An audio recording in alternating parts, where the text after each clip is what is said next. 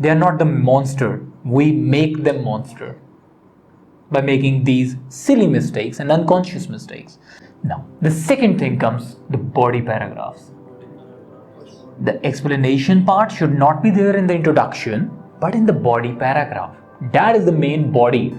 That is where you have a lot of space. You can write whatever you want to. You can explain a lot of points there. That's the body paragraph. Now, how many body paragraphs are we supposed to write there? Two body. And how about 3? It's more than what is accepted. Yeah. 3 is acceptable, but the most recommended are 2. 2 body paragraphs. So it means there would be 1 introduction, 2 body paragraph, and 1 conclusion. That would be the end of this. Now, what's gonna happen in the first body paragraph and the second body paragraph? In the body paragraph, remember, there are always 2 parts only. Again, only 2 parts in your body paragraphs. The first one is the main statement, the main idea, and second one is the supporting detail, and it's over. Main idea means you're going to explain something in 1 or 2 lines that this is your concept, this is your perception, this is what you believe. This is the main idea that you can write in 1 or 2 sentences. For instance, IELTS students should never join any institution to prepare for IELTS exam. Now, this is your main idea. But you have to explain why. If you are saying it, then justify it. Your justification would be the supporting detail by writing because and then explain it why. In the supporting detail, you can give your own opinion, you can share any of your experience, you can give any of the idea, whatever you want to. Only 2 things in 1 body paragraph, which means 1 main idea and 1 supporting detail. If you are writing 2 ideas in 1 body paragraph, you are going to confuse yourself and also your examiner. Not allowed. We do not structure the IELTS body paragraph. We take it like we can write anything. We take it like we have to impress the examiner by writing so many points in 1 body paragraph. Another body paragraph, 3 to 4 new agendas over there. Not allowed. It's very simple. It's very simple.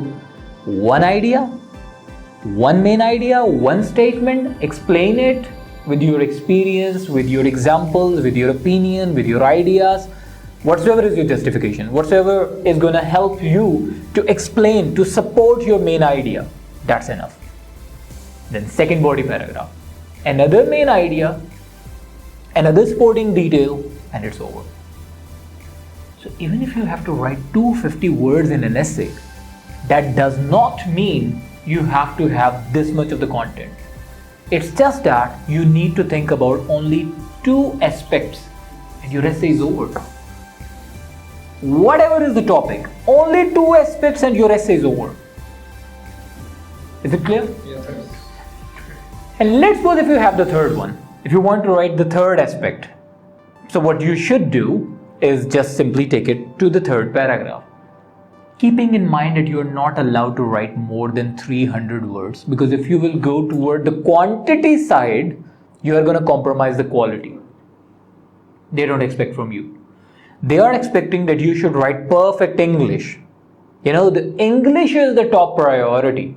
This is not the test of your general knowledge. Do not try to impress your examiner by writing more and by sharing extra information which is going to mesmerize your examiner. That is not the task. The task is very simple, and that is to show your examiner that you are really good in English. That is why it's International English Language Testing System. It's not your International General Knowledge Testing System. It's not your International IQ, your intellectual level testing system. It's not that. It's International English Language Testing System. Is this clear? Another thing, if you believe you have 3 ideas, let's suppose. So in these 3 ideas, what you are going to do, just write, the body paragraph, the size of the body paragraph will minimize so that you are meeting the 250 word limit. And 250 word limit means there are 2 aspects. Number 1, never ever write even 1 word less than 250, because that is clearly written in the instruction part of the essay, of the question.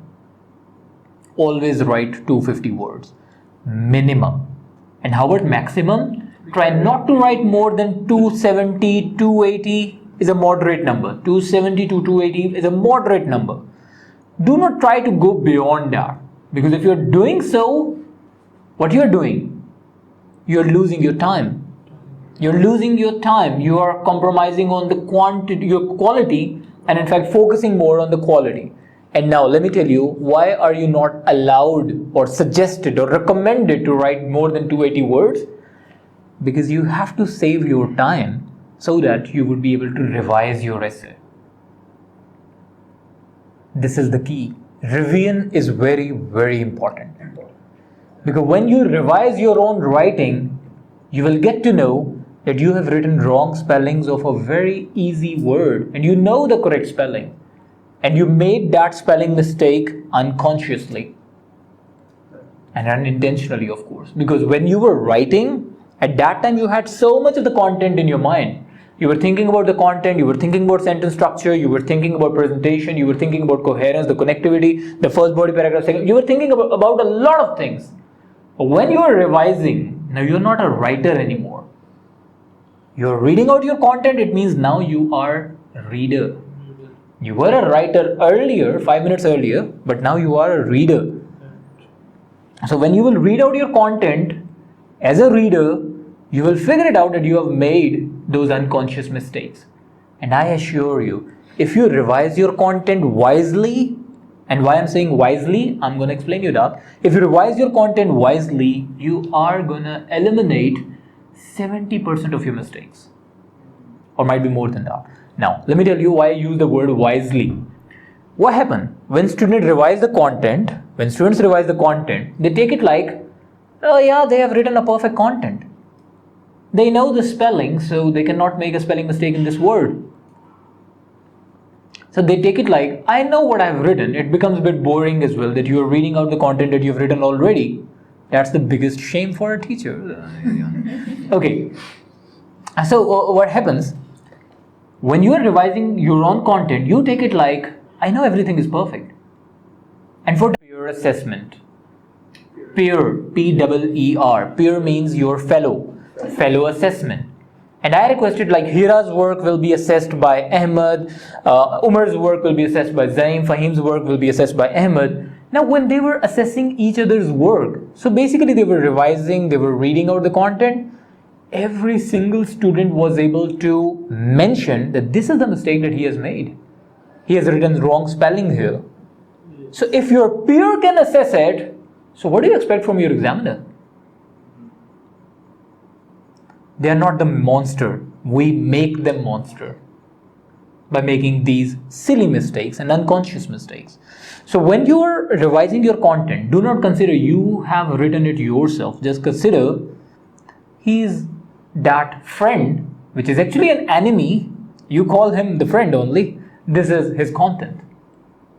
Which means be more critical. Be more critical when you are checking your own writing.